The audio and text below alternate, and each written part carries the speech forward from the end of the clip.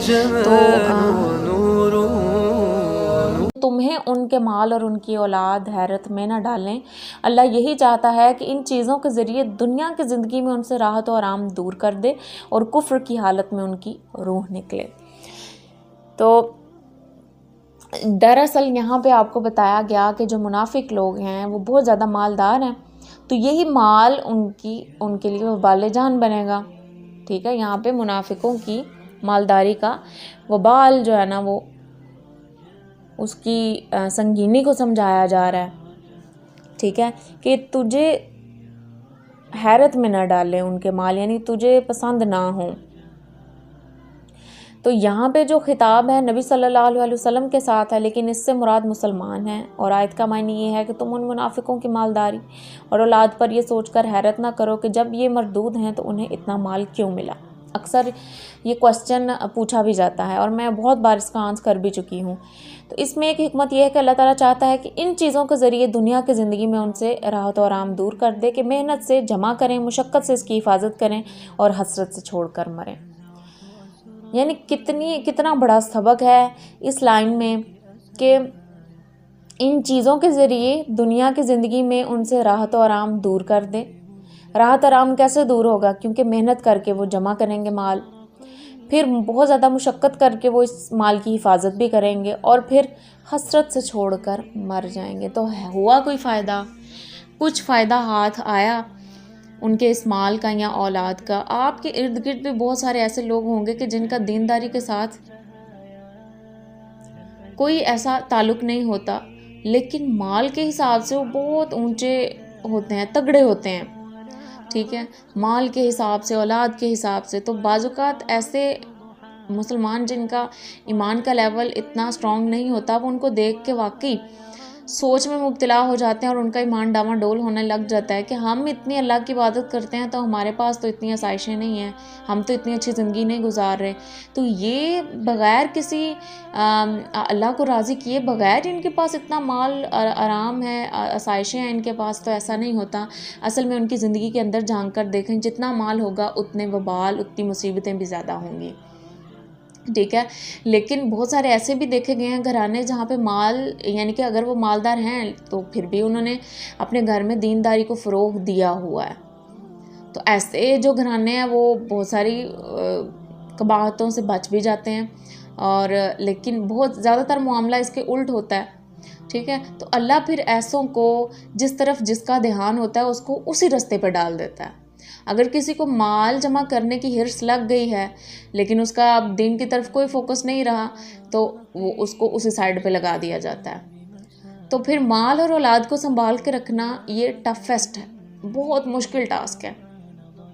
ٹھیک ہے، ایسے جو لوگ ہوتے ہیں وہ مال کو جمع کرنے کے چکر میں ان کی نہ نمازیں رہتی ہیں، نہ ان کو معلوم ہوتا ہے کہ اولاد کیا کر رہی ہے، اولاد کے ساتھ بانڈنگ کیسی ہونی چاہیے، اولاد کے ساتھ کوئی ان کا ایسا، یعنی کہ اولاد تو دور، گھر والوں کے ساتھ ان کا ویسا تعلق نہیں رہتا جیسا ہونا چاہیے، صرف مال مال مال، پیسہ پیسہ پیسہ۔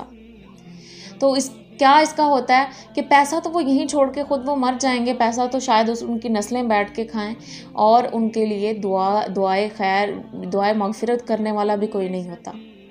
تو کتنی اچھی بات ہے کہ انسان سفید پوشی اختیار کرتے ہوئے جتنا اللہ نے نوازا ہے اسی میں رہتے ہوئے اپنی چادر کے مطابق پاؤں پھیلاتے ہوئے شکر گزار بھی بنے، اور اولاد جس طریقے سے ہمیں سیرت نبی سے پتہ چلتا ہے کہ اولاد کے ساتھ کیسا سلوک کرنا چاہیے ویسا کرے، اولاد بھی بہترین، اولاد کو اپنے لیے صدقہ جاریہ بھی بنائے۔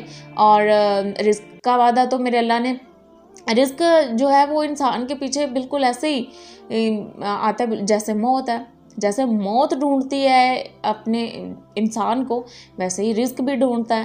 تو رزق جو ہے وہ لازم ملا کرتا ہے، بشرط یہ کہ صبر شکر کیا جائے۔ تو جو مال ہے یہ وبال جان زیادہ ہے، یہ وبال جان بنا کرتا ہے۔ تو جو ان کو سیند کے رکھتے ہیں اس کے بارے میں بھی آپ نے قرآن میں بہت دفعہ پڑھا ہے کہ کس قدر ان کی سخت اور کڑی سزا ہے جو ان کو دی جائے گی۔ تو انہی چیزوں کے ذریعے سے کیا کیا گیا کہ ان کو زندگی میں مبتلا عذاب رکھا ہوا ہے، اور پھر کیا ہے کہ اگر وہ جب مر جائیں گے تو انکار حق ہی کی حالت میں وہ اپنی جان بھی دے دیں گے، یعنی انہوں نے تب بھی حق قبول نہیں کیا ہوگا۔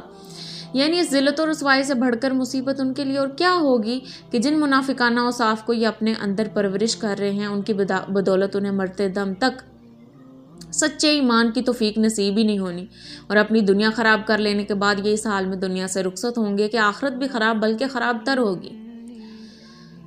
تو اب آپ کو کیا پتہ چلا کہ جو ہمارے پاس ہے نا، ہم نے اسی کی حفاظت کرنی ہے، ہم نے اسی پہ پراؤڈ فیل کرنا ہے، دوسروں کو دیکھ کے حیرت میں مبتلا نہیں ہونا، وہ محض ایک دھوکہ ہے، وہ بھلا ہے، لیکن جو آپ کے پاس ہے وہ اصل ہے، وہ سچ ہے، وہ حقیقت ہے، وہ آپ کا اپنا ہے۔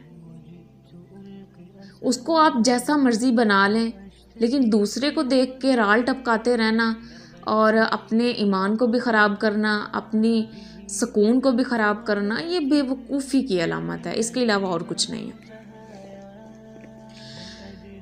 ٹھیک ہے، تو یہ مال کی جو محبت میں گرفتار ہو گئے ہیں، یعنی یہ جو منافق ہیں، جنہوں نے منافقانہ رویہ اختیار کیا ہوا ہے، تو یہ جیسی بھی ان کی اب شان ہے، چودراہٹ ہے، جتنی بھی انہوں نے اپنی عزت بنائی ہوئی ہے، یہ ساری کی ساری یہیں تک ہے۔ ہمارے اسلامی نظام میں اگر ہم دیکھیں تو کیا ہے، کس چیز کو اہمیت اور فوقیت حاصل ہے؟ ادنا غلام اور غلام زادے اور معمولی کاشتکاری جو کرتے ہیں یا چرواہے ہیں، جنہوں نے اخلاص ایمانی کا ثبوت دیا ہے، وہ ہوں گے باعزت یا یہ ہوں گے جنہوں نے خاندانی چودراہٹ سنبھال کے رکھی ہوئی ہے؟ آپ خود سوچیں، آپ خود بتائیں۔ پھر تقویٰ کی بنیاد پہ ہوتی ہے فضیلت، اونچائیاں، ٹھیک ہے۔